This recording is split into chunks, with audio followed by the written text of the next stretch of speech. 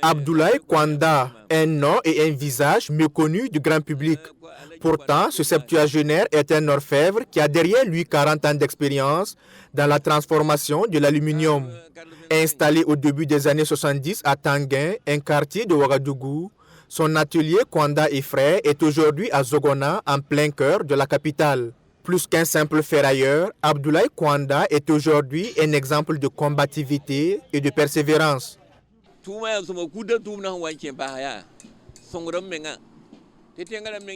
Au début, ce n'était vraiment pas facile. Je me suis révélé au public lors d'une manifestation au CIAO où j'ai confectionné des marmites numéro 60 exposées avec mes contacts. Après, j'ai eu des marchés, mais comme je n'avais pas les moyens, c'était compliqué. J'ai voulu garantir mon PIH pour avoir quelque chose en banque, mais rien. Finalement, j'ai vendu ma parcelle et j'ai pu commencer. J'ai plus de 20 employés qui m'aident à collecter le fer dans la ville.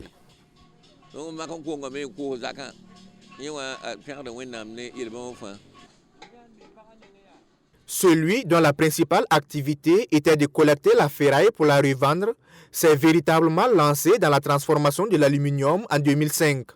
Son atelier a les allures d'une industrie locale où le travail se fait à la chaîne.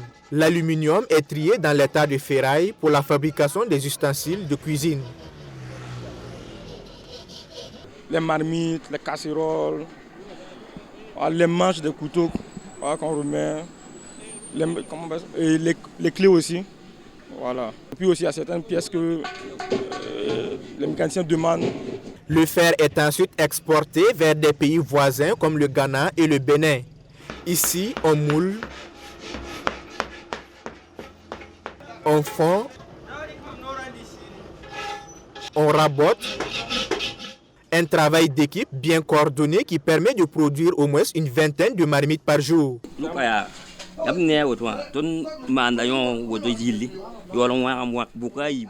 On moule la marmite avec du sable, ensuite on divise en deux et on raccommode les bordures. On prend le deuxième morceau pour recouvrir et on place les cales. Ensuite, on fait couler l'aluminium fondu qui va prendre la forme de la marmite. En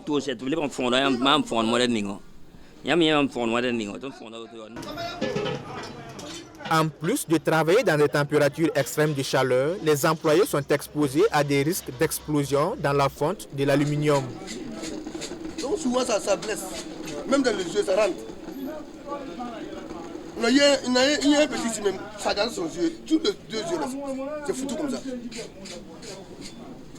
C'est-à-dire, comme ça là-haut, tu prends ça là. Voilà. Tu peux pas ça pour mettre. Il y a quoi dedans? Ça peut exploser. Mais pour avoir à manger là, tu ne vois pas comment. Tu vas travailler seulement, c'est la vie. Mieux construire son entreprise et équiper ses employés pour minimiser les risques d'accident, c'est le souhait le plus ardent de M. Kwanda qui emploie plus d'une vingtaine de personnes. Son ambition est grande pour cette entreprise où rien ne se perd, rien ne se crée, tout se transforme.